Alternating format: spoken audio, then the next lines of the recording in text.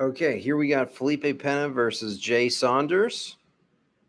Felipe Pena, beautiful single leg to the back leg trip and a nice Uchimata slash like Haragoshi counter from Jay Saunders.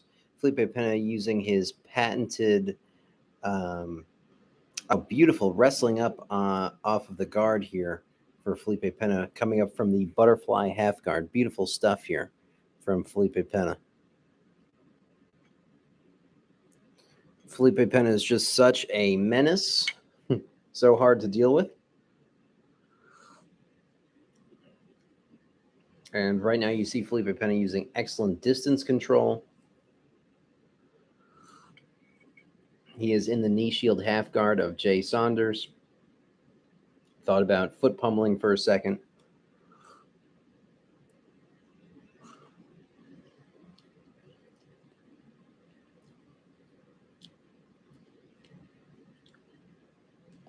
Where Felipe Pena wants to sort of play at distance and pass at distance, but he feels this guy, Jay Saunders, is just going to stand up the second that he does that. So you have to like be able to be in the guard and like be on top of someone.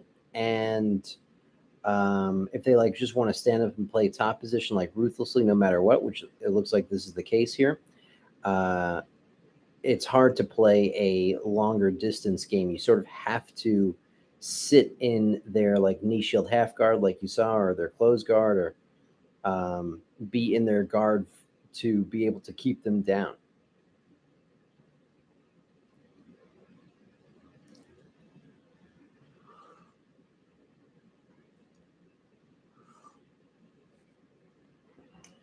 Felipe Pena still working here from his patented butterfly half guard.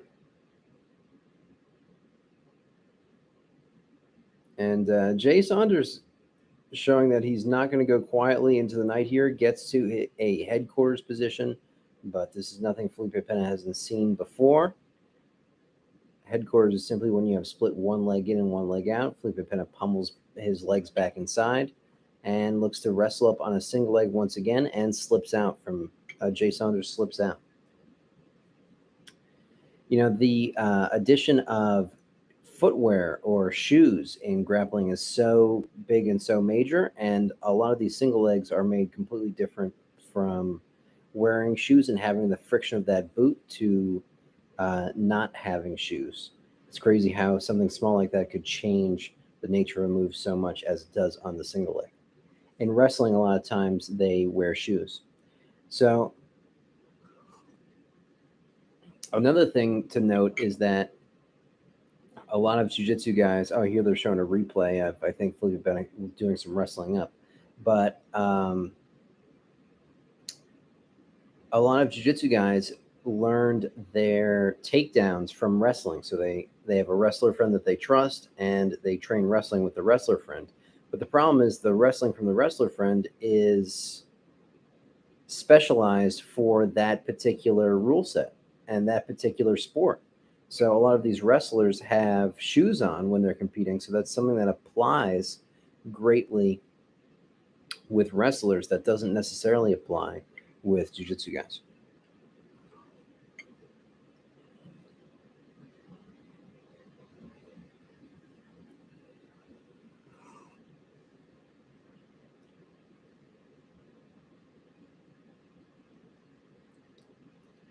Jay Saunders is doing good though here against Felipe Pena, insisting on getting the inside position with his feet. Great battle there for inside position.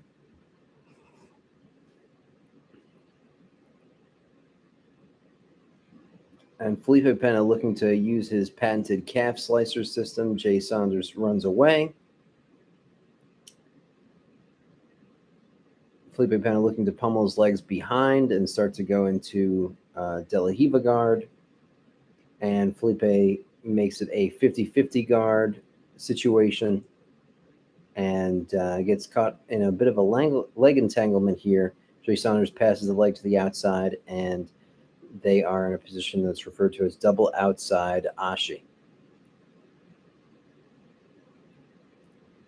There's potential, though, here for Felipe Pena to turn this into a leg drag if he's able to get his knee to the ground. But it's also difficult with the ankle grip that Jay Saunders has.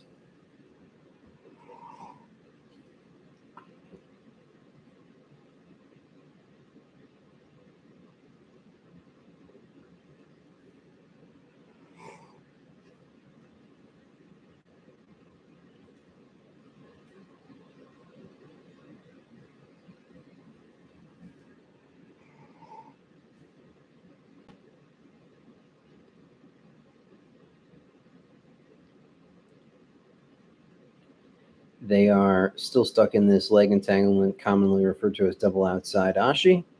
And Felipe Pena gets his knee to the ground, like I was saying. And it looks like Felipe, they're right on the out of bounds territory here, so it's kind of close in that regard.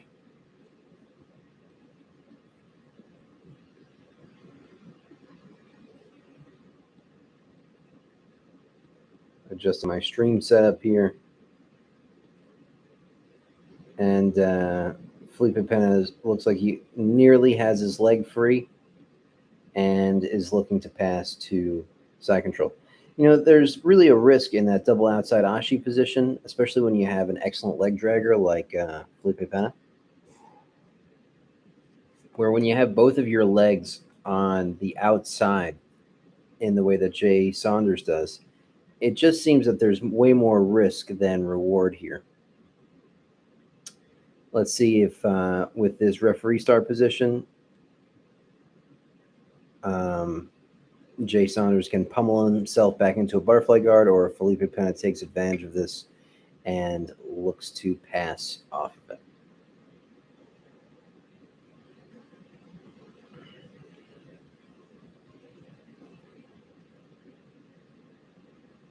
And it looks like Felipe Pena is going to pass off of it. Up, and Jay Saunders comes up. And Felipe Pena is going to attack the turtle off this. Felipe Pena, one of the best back attackers in the world, as you see him going to work here.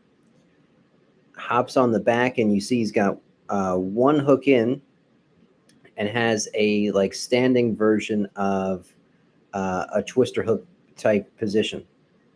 Felipe Pena riding with this twister hook and looking to break him down to the floor, which he does.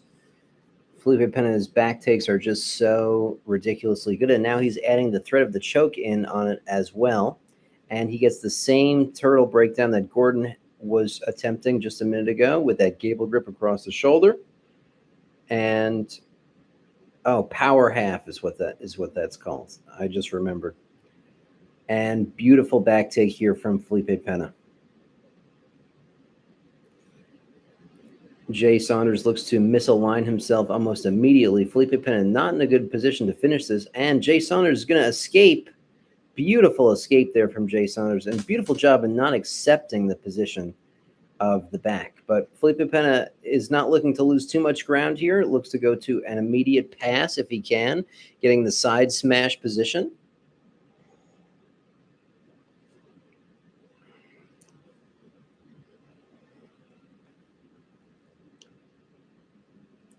Felipe Pena ahead on points here from that back take.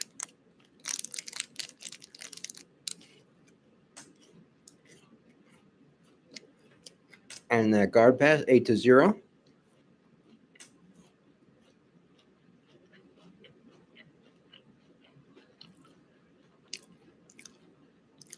Looks like it's going to be 37 seconds left.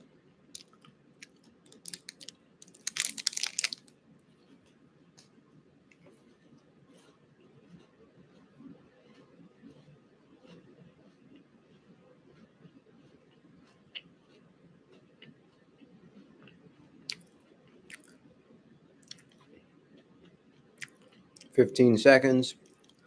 Felipe Pena just in the top knee shield here. Keeping Jay Saunders uncomfortable on his back. And time. An 8-0 victory for Felipe Pena. Beautiful stuff here from Pena. No submission, but still a beautiful match. Thank you guys so much. And I will be breaking down more of the super fights.